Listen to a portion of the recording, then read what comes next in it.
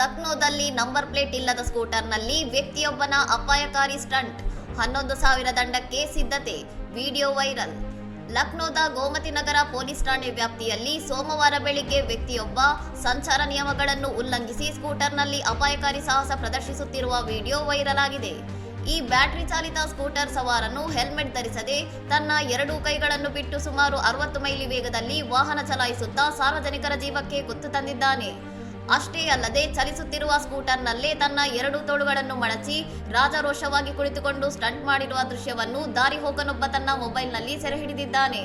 Video ಚಿತ್ರೀಕರಿಸುತ್ತಿದ್ದ ವ್ಯಕ್ತಿ ಆತನೊಂದಿಗೆ ಮಾತನಾಡಲು ಪ್ರಯತ್ನಿಸಿದಾಗ ಮುಗುಳ್ನಕ್ಕೂ ಮೌನವಾಗಿದ್ದ ಸವಾರನ ವಾಹನಕ್ಕೆ ಯಾವುದೇ ನಂಬರ್ ಪ್ಲೇಟ್ ಕೂಡ ಇರಲಿಲ್ಲ ಎಂಬುದು ಬೆಳಕಿಗೆ ಬಂದಿದೆ. ಈ ದೃಶ್ಯ ವೈರಲ್ ಆದ ಬೆನ್ನಲ್ಲೇ ಸಾಮಾಜಿಕ ಜಾಲತಾಣ ಬಳಕೆದಾರರು ಪೊಲೀಸ್ ಇಲಾಖೆಯನ್ನು ಟ್ಯಾಗ್ ಮಾಡಿ ಸ್ಟಂಟ್ ಮ್ಯಾನ್ ವಿರುದ್ಧ ಕಠಿಣ ಕಾನೂನು ಕ್ರಮ ಕೈಗೊಳ್ಳುವಂತೆ ತೀವ್ರ ಆಕ್ರೋಶ ವ್ಯಕ್ತಪಡಿಸಿದ್ದಾರೆ.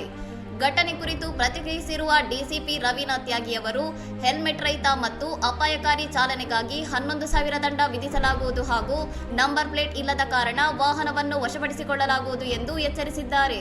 ಇನ್ನಷ್ಟು ಸುದ್ದಿಗಳಿಗಾಗಿ ನೋಡ್ತಾ ಇರಿ ಸೌರಂ ಟಿವಿ.